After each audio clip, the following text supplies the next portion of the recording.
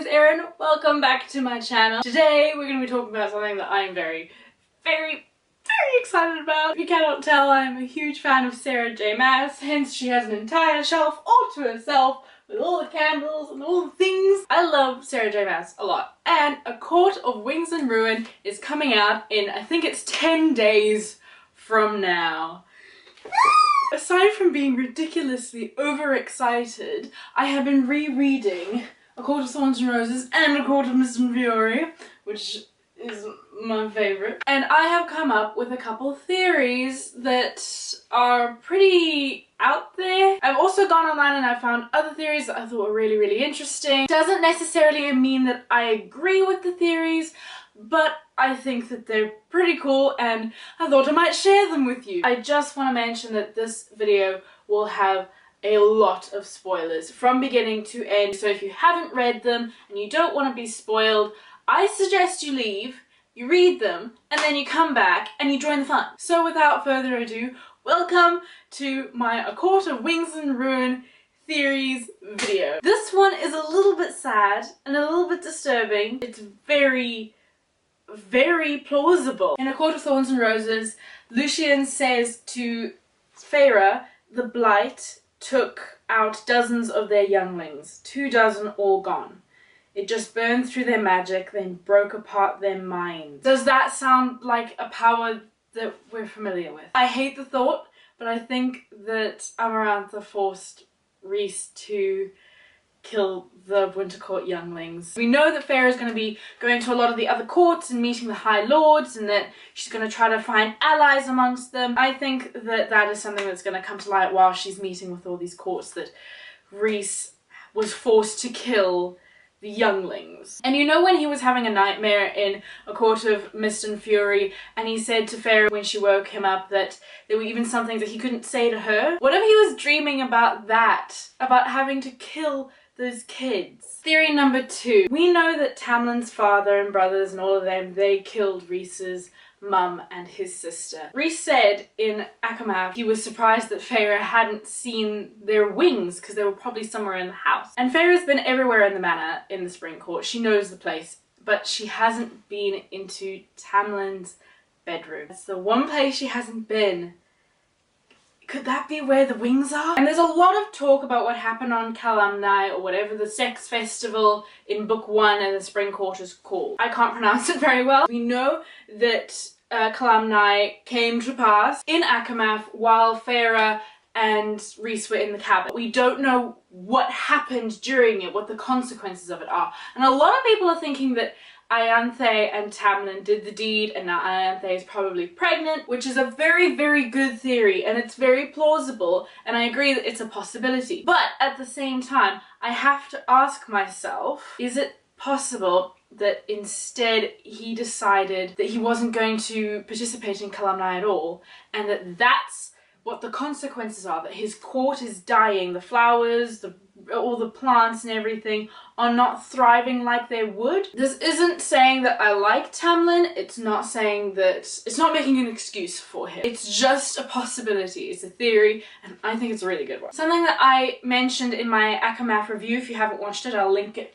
over here. Both in book 1 and book 2, there is a bit of foreshadowing surrounding Nestor. Several times she's called a queen. In A Court of Thorns and Roses she's called a queen without a throne, and Akamath she's called a queen ready to hold court. Knowing Sarah J Maas, that is probably foreshadowing. What if she is going to become sort of like the replacement for the mortal queen? We also know that when she came out of the cauldron she wasn't normal, she was different. Elaine's ears were pointed and she was obviously Fae now, but it didn't say that for Nestor. What if she is Illyrian? That would make a lot of sense. Imagine Nestor kicking some serious butt when she goes with Cassian, because I ship that, to the Illyrian camps, and they're just like, oh, she can't do this, she's a girl, and then she whips their asses. I want to see that happen. Here's the thing, I really want to like Nestor, and on some level I do like her, but I don't love her because she still is just an absolute cow. She's awful to her sister for no reason other than her own bitterness. I really hope that I like Nestor more in the next book. I probably will, but we'll see how that goes. For the past couple weeks, Bloomsbury has been torturing us with all these wonderful, wonderful quotes that I have screen grabbed of all of them. I have an idea about one of them. The quote reads, "I repeated their names silently over and over into the darkness. Rysand, Moore, Cassian, Ameren, Azriel, Elaine, Nestor." So we know that this is from Farah's perspective. If you follow Bloomsbury's Snapchat, you'll know that the book is multi-POV. She's in the darkness, which makes me think, why can't she use her powers to, like, make it no longer dark? Unless she's in a place where that's not possible, which makes me think that somehow, some way, she's gonna end up in the prison where they went to see the bone carver. During Akamath, Reese had full control over the prison, but what if that changes? And what if Farah ends up somehow locked in the prison? I know these are probably really quite ridiculous, but the thing is, I'm desperate. There's another theory that I don't really like very much, but it's quite interesting, so I thought I would share it with you. It's the theory that Farah will be human again. I really don't want that to happen, but let me explain to you where this theory comes from. The Book of Breathings, it obviously says all that stuff to Farah, and it was talking about what is made will be unmade. And it said a dozen or more times in the book that Farah was made. Unmade and made. Made and unmade. That is the cycle. Like calls to like. So what if it's actually talking about that Farah was made and she will be unmade? I don't want that to happen. I really don't. If she's no longer High Fae, that means that she's gonna grow old and she's gonna die, which means that Reese will be alone, and no, don't go there. No. It also says some other things that can make you maybe think a little bit about Nestor and Elaine. Hello, sweet thing. Hello, lady of night, princess of decay. Hello, fanged beast and trembling fawn. Obviously, Lady of Night is referring to Farah. She's Princess of Decay, she's Lady of Night, but then it says hello to fanged beast and trembling fawn. What if fanged beast is referring to Nestor, because, come on, and trembling fawn is referring to Elaine? So if that is the case, that means that obviously all three of them have a part to play in probably destroying the cauldron and bringing down Hybern, which is something else that makes me really excited about the idea of Nestor being Illyrian. I mean, even as a human, the king of Hybern was nervous about her. How do you think he's gonna react when she's an Illyrian warrior who is probably just as, or even more powerful than both Azriel and Cassian? I want to see that happen. Just a little theory that says that at some point Lucian and Reese were probably friends, because during the book Lucian calls Reese Reese.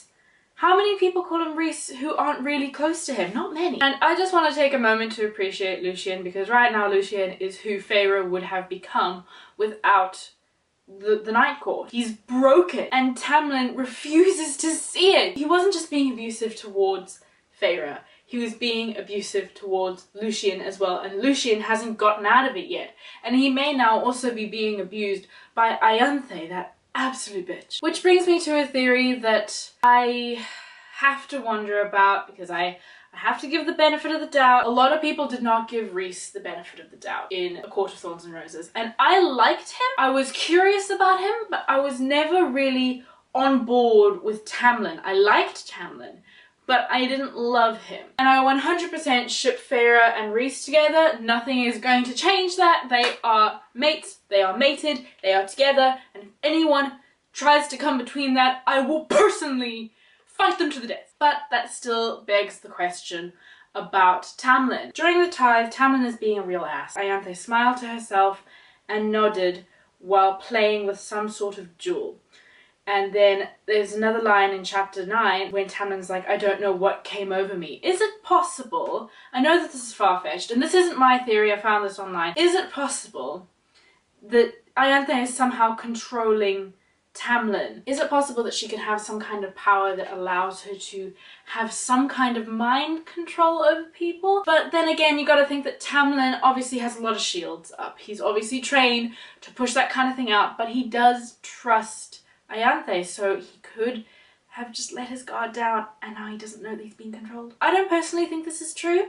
I think that he's just that way. There's been a lot of talk as well about Ameren and what she could possibly be. I mentioned in an earlier video that I think that she's some kind of dragon because it says she loves treasure. She's compared to a fire drake quite often, but I also have to look at some other things, and I read a really cool theory about starfall and how maybe whatever these spirits are, they're actually looking for her, and that's why she never goes to Starfall, because she knows she can never go back with them. So maybe it was just something that makes her sad to look at because it reminds her of her home. Maybe it was something that she was. I really want Farah to shapeshift into whatever Ameren actually is and just wreak havoc. This is one that I'm dreading finding out the answer to, but who put the trace on Reese's magic? I have a couple theories. I don't like any of them. I don't want any of them to be true, but somebody obviously did it. And now the closest people that we gotta look at are the people within the inner circle. I really hope it wasn't any of them, but we have to examine the possibility. First of all, Azrael. I love him so much. He is my baby bear. But at the same time, he was really pushing for the plan to go into Hibern. Yes, he was the one who got shot, but he didn't die. And the King of Hibern and Jurian, they said that they would either the group would come with them or the poison would reach his heart and it would kill him. That obviously didn't happen, possibly because the King of Hibern didn't let the poison go there, or because it couldn't, because Azrael was part of their plan. And now you gotta ask, why would he do such a thing? That leads us to Moore. It says in Akamath that Moore's family, they used to control a Night Court. Azrael sort of wants to give it back to her. There are a lot of people who believe that she has something to do with it. I personally don't. Then we have to look at Cassian or Ameren. Ameren didn't come with them to Hibern, but I don't think she's involved. Unless she was somehow bribed in the whole "we could get you home" kind of thing. Cassian, I literally can't find any kind of motivation that he could possibly have. But knowing Sarah J Maas, she likes to mess with us. And everyone's also going on about the idea of Farah might be pregnant, and yes, I do think there is a possibility she could be pregnant, but I hope she isn't. Reese and she spoke about it, they made a plan, they weren't gonna have children for a while. I wouldn't object to them being pregnant, but I hope that they're not just yet. At the same time, if they are, I'm gonna be really excited because babies! And one more thing, this isn't a theory, but I think it's really funny. Tamlin was wearing a mask for like 49, 50 years, which means he's probably got some serious tan lines. He's got like, that's really pale. If you just take out the M in his name and replace it with an N and then put an E on the end, his name is Tanline. So a lot of people call him the Tool, Tamlin the Tool. I think we should call him Tamlin Tanline. Let me know if you have any theories, whether they be crackpot or really good, in the comments below. I'd love to hear what you have to say. I'll be doing some more Aka War videos all through May. I'm getting a lot of book subscription boxes that are all about Aka War, so you'll get to see all of that wonderful, wonderful stuff. I'll also do a vlog of the day I go and I buy my book. I've got 4 of them coming, but I want a book on the day. That's the one thing about living in Perth, Australia. Everything takes forever to get to you. So I'm gonna go out and I'm gonna buy one on the day so that I can read it, and then all my other stuff with the boxes and everything is gonna arrive at a later date. Thank you all so much for watching. Please subscribe if you like this video, and also you can follow me on Instagram if you want. I'm at Between Stars and Pages. I will link that in the description below. Thank you all so much for watching. Have a fantastic day, and let me know what other videos you would like to see. Bye!